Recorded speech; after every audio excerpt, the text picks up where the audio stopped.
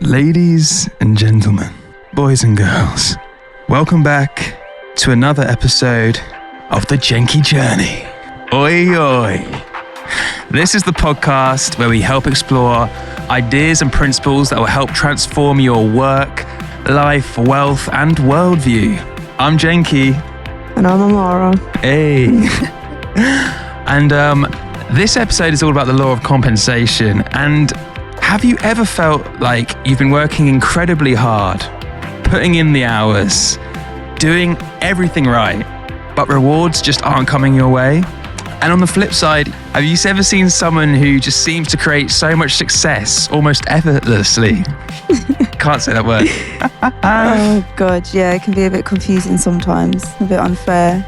But what if there was a fundamental law of the universe that governed this? Law of compensation. Learn to deal with pressure and you'll be rewarded.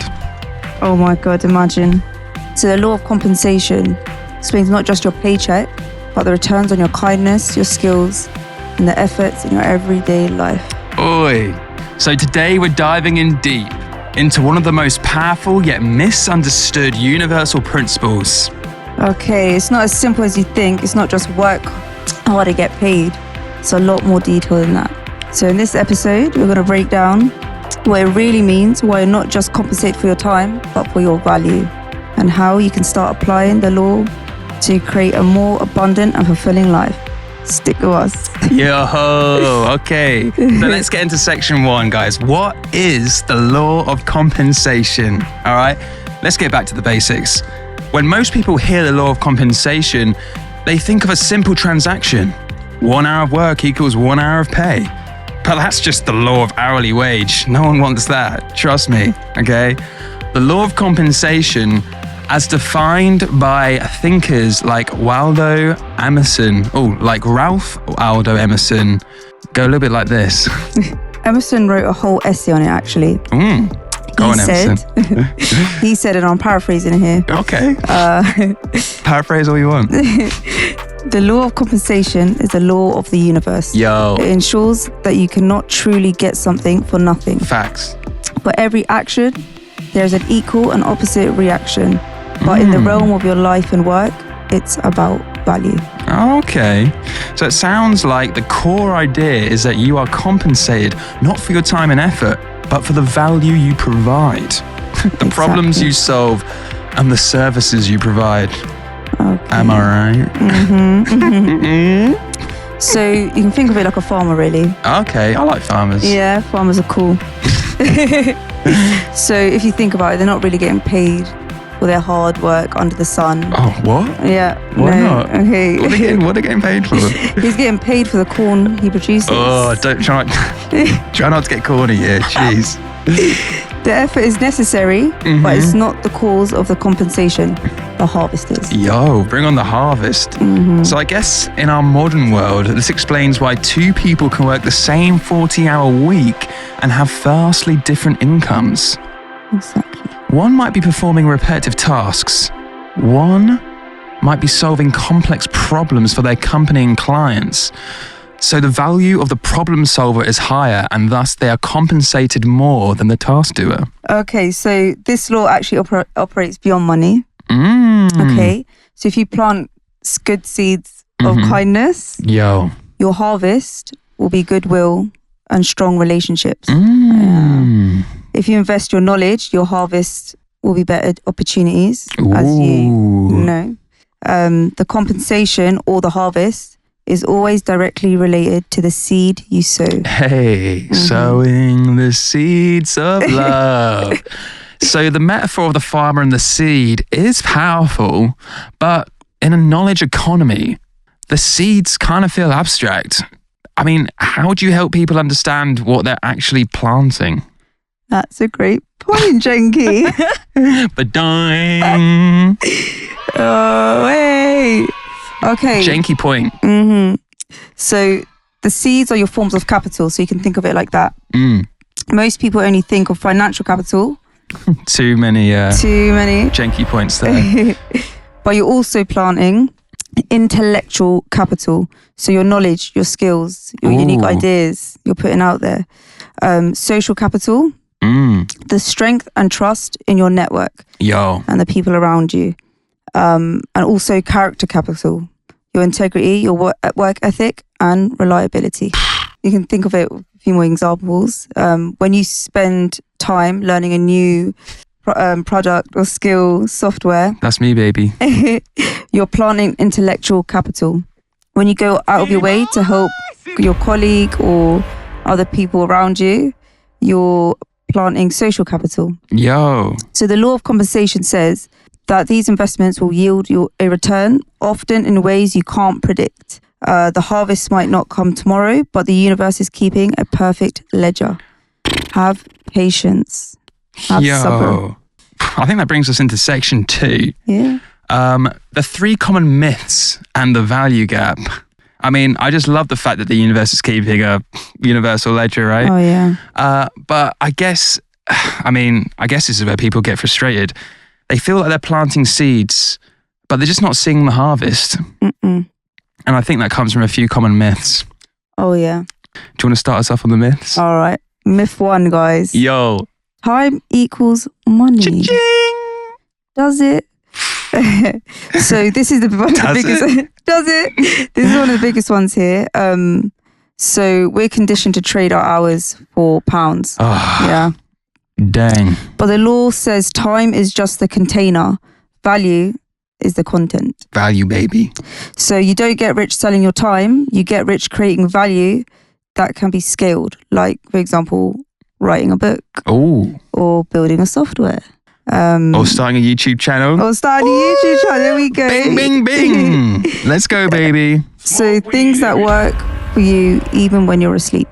Dang, okay. Myth 2. Myth 2. Effort equals reward. Hard work is essential, don't get me wrong, guys, but it's not the direct cause of the harvest or the reward. You can dig a hole with a shovel and work incredibly hard, but someone with a digger is just going to come along and do the same job in minutes. And he's going to provide more value with less effort. So the compensation clearly goes to the guy with the digger, not the guy with a shovel, despite the fact that the guy with the shovel is working his blimmin' butt off. You know what I'm saying? Too much sweat. Oh my goodness. So I feel like this leads us into myth 3. Oh, really? Yeah. It's another one. Come on. Oi, 3's a lucky number. The linear and immediate myth. This is where, you need to have patience, you see. People expect direct, immediate line between their action and their reward. So if they do something today that's really amazing, they're thinking, tomorrow, where's my reward at? How am I being compensated? But actually, life isn't a vending machine, guys. You can't just straight put the money in. It's going to come right back out. Sometimes you just got to let it marinate, okay? So something you do today can take effect in 3 years' time. Okay, that seed can grow and blossom in more ways than you can imagine. Jeez. Okay, so what does it say here? There's a lag. Okay, and there are multiple harvests from a single seed that you planted. Trusting in that lag is crucial. Have sabr, guys. Patience. Trust. Good things are coming. Hey, that's so important. Yeah. So I guess the question isn't why am I not being paid for my time? The question is, where is the value gap? The value gap. So the value gap is a disconnect between the value you believe you're providing and the value the market, your manager, the world actually perceives and needs. And I guess closing the gap is the secret. It's more about shifting your focus from how can I get more to how can I be more valuable? You know what I'm saying? Definitely. How can I serve more and how can I create and provide a better service? More value, guys. Dang, more value, baby. That brings us into section 3, baby, and that is how to practically apply the law of compensation. So it's time to get practical. How do we understand the law that we're actually applying? Okay. Ammi, for all the listeners at home, who feel stuck in that value gap and want to be more valued, what are the first steps they can use to create more value in themselves via the law of compensation? Okay, so the first step is always an honest audit. Ooh, that sounds boring. Or you can call it a value audit. No. So what you guys need to do is to get a sheet of paper, okay? And on one side, you're going to write down all your current activities. Yo. Okay? So your daily tasks, your work, your habits, just all those little daily shenanigans, okay? On the other side, okay, for each one, ask what is the actual measurable value of this activity for each one. Yeah. All right? So does it solve a pressing problem? Does it generate revenue? Does it build crucial relationships or skills? What value does it have? You know what I'm saying? You'll quickly see which activities are high value and which ones are just busy work. I love that. So basically, it's all about being a conscious energy gardener for your own value. What's next? That's what I want to know. So secondly, guys, you need to become a problem solver. Yo. Okay, solving people's problems, solving your own problems, all right? So not a task doer. Stop asking what tasks are on my list and start asking what are the biggest problems facing me, my team, my company, whoever it may be. Okay? Big facts. Yeah, then you need to orient your learning and your actions around solving those problems. Ooh. Okay, the person who solves the £1,000, £1,000, £100,000. The $100,000 problem, baby. Is far more valuable than the person who simply completes 100 small tasks. Amen. Okay. Weigh it up. I mean, that is a massive mindset shift. Do you know what? I'm just going to have a third point, right? So you've got to invest in your soil, okay? The farmer, okay, and in which the soil in this case is your mind, your skills, you know, your personability with other people. The quality of your harvest depends on the quality of said soil. So if you want a bigger corn harvest, you don't yell at the corn, okay? That's definitely, if anything, that's going to make the corn shrivel up and die, all right? So don't yell at your employees either. Trust me. If you want to fertilize your soil and get more corn, from a practical example, what this means is you need to upskill, you need to do online courses, you need to talk to people, get mentors, seek knowledge and wisdom from external sources to better your understanding of how to solve said problems. All right, guys. This will obviously increase your capacity to provide value. Exactly. That leads me on to my final little tip. Oi. Okay. Just the tip. Sorry. My bad. City boys! Okay, so I like this one actually. I like this one. You need to embrace the act of giving first.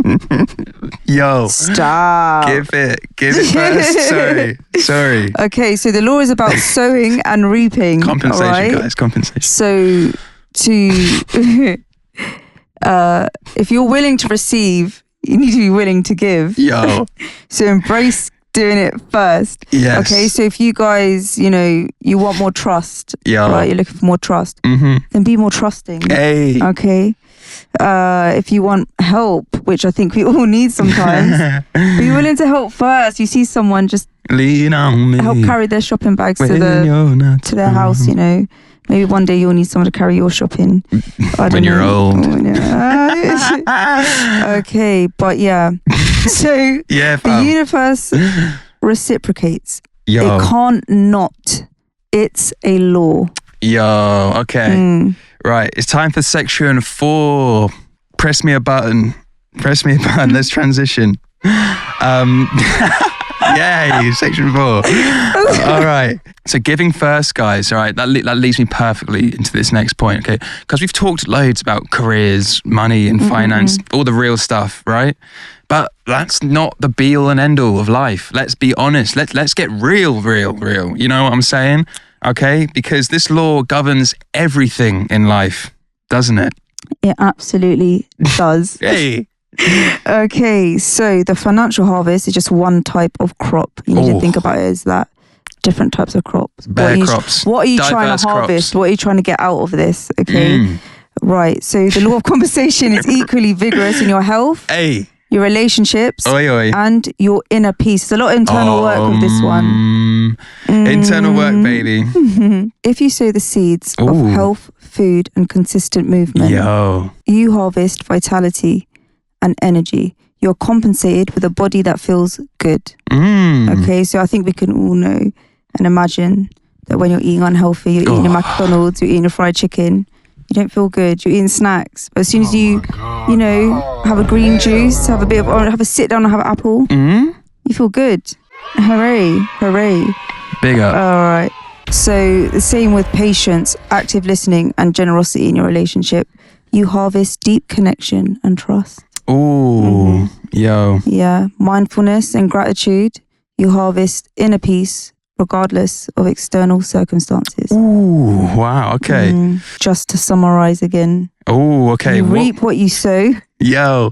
And you reap more than you sow. Yo. That is the perfect summary for you. I guess the law of compensation in 4 points could be summed up as, it's not about time or effort. It's about providing valuable services and solving problems.